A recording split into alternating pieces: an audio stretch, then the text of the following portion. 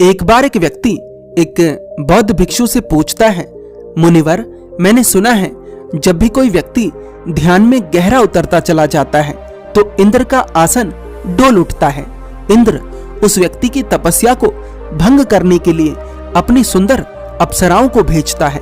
क्या इंद्र को ध्यानियों से कोई समस्या है?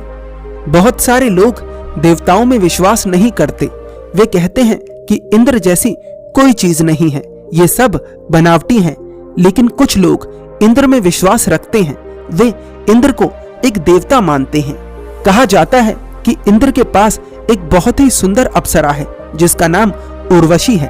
और ये भी कहा जाता है कि उर्वशी नाम की अप्सरा गौतम बुद्ध के पास भी आई थी जब वे आत्मज्ञान के बेहद करीब थे। इन अप्सराओं को और इंद्र को आखिर आत्मज्ञानियों से समस्या क्या है? मैंने कई कहानियों में सुना है कि कोई तपस्वी तप कर रहा था और फिर इंद्र ने अपनी सुंदर सुंदर अप्सराओं को भेजा उसकी तपस्या को भंग करने के लिए। क्या इन अप्सराओं को और इंद्र को और कोई काम नहीं जो ये किसी की तपस्या को भंग करना चाहते हैं? वे महात्मा मुस्कुराते हैं और कहते हैं, तुम्हारे प्रश्न एकदम सही है। सबसे पहले तुम इंद्र का अर्थ समझो। इंद्र का अर्थ क्या है? इंद्र का संबंध है इंद्रियों से, 5 इंद्रियों से। मनुष्य के शरीर में 5 इंद्रियां होती हैं, आंख, नाक, कान, जीभ, त्वचा। 100 में से 99 लोग अपना पूरा जीवन इंद्रियों के सहारे काट देते हैं, परंतु एक ध्यानी इंद्रियों से ऊपर उठने का प्रयास करता है। ये 5 इंद्रियां इस प्रकृति की सहायक है। इन 5 इंद्रियों के कारण ही मनुष्य संसार में लिप्त रहता है। जो व्यक्ति इन 5 इंद्रियों से उठ जाता है उसे हम बुद्ध कहते हैं। इन 5 इंद्रियों का कार्य होता है कि ये मनुष्य को इस संसार में बांधे रखें, परंतु ध्यान इसके बिल्कुल विपरीत कार्य करता है। ध्यान इस संसार से मुक्त करता है जो कि इंद्रियां नहीं चाहती। ये 5 इंद्रियां मन का द्वार होती हैं और मन ऐसा नहीं चाहता कि व्यक्ति मन से ऊपर उठ जाए। इसे ऐसे समझो, जीवन जीने के 3 स्तर हैं। पहला स्तर है जानवरों का। जानवरों के स्तर पर प्राणी पूरी तरह से इंद्रियों पर निर्भर होता है। दूसरा स्तर है मनुष्य। मनुष्य के स्तर पर प्राणी के भीतर चेतना होती है और वह इंद्रियों से मुक्त हो सकता है। तीसरा स्तर है बुद्ध, जहां पर इंद्रियां कुछ काम नहीं करती। मन को जब लगता है कि मनुष्य उसकी पकड़ से दूर जा रहा है तो वह उसे वापस अपनी पकड़ में लाने के लिए कुछ आखिरी प्रयास करता है। जैसे वह मनुष्य को डराता है, उसके ऊपर काम वासना का वार करता है। हर पुरुष के भीतर बहुत गहरे में काम वासना बैठी है। काम वासना इतनी प्रबल है जिसकी कोई हद नहीं।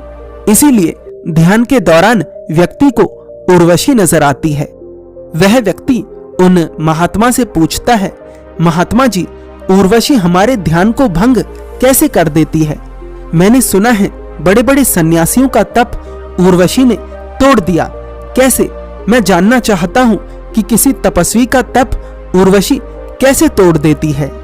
वे महात्मा कहते हैं, इस प्रकृति ने पुरुषों को कुछ ऐसा बनाया है कि उनके मूल में काम वासना बहुत ही प्रबल रूप में विद्यमान है। यदि कोई पुरुष ये भी कहे कि वह किसी स्त्री को कामुकता से मुक्त होकर प्रेम करता है, तब भी उसके भीतर कहीं ना कहीं काम वासना छिपी होती है। उसका अंतिम लक्ष्य काम वासना ही होता है। इसीलिए कई स्थितियों में उर्वशी जीत जाती है। वह व्यक्ति पूछता है, मुनिवर, उर्वशी बुद्ध से कैसे हार गई? वे महात्मा कहते हैं, जीता उसी से जा सकता है जिसके भीतर कोई लालच हो, जो कुछ चाहता हो, जिसका कुछ पाने का उद्देश्य हो, जिसका कोई उद्देश्य ही ना हो, जिसका कोई लक्ष्य ही ना हो, जो कुछ पाना ही ना चाहता हो, उसे तुम कैसा लालच दे सकते हो? उर्वशी ने लालच दिया था बुद्ध को अपने सुंदर शरीर का, परंतु बुद्ध ने उसके लालच को नहीं स्वीकारा। बुद्ध ने उसे नकार दिया। वह लड़का कहता है, अब समझ आया, इंद्र का अर्थ है ये 5 इंद्रियां और अप्सराओं का अर्थ है मन का जाल।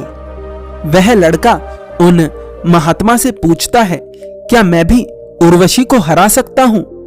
वे महात्मा मुस्कुराते हैं और कहते हैं, अगर हराना लक्ष्य है तो नहीं, हाँ अगर सब कुछ हार जाने को तैयार हो तो संभव है। वह लड़का पूछता है, अर्थात मैं कुछ समझा नहीं। वे महात्मा कहते हैं, जो हार जाना चाहता है वास्तव में विजेता वही होता है। यदि भीतर प्रश्न उठ रहे हैं और उनके उत्तर खोज रहे हो तो समय लगेगा, लेकिन एक दिन समझ जाओगे। आपको यह कहानी कैसी लगी? अपनी प्रतिक्रिया अवश्य दें। धन्यवाद।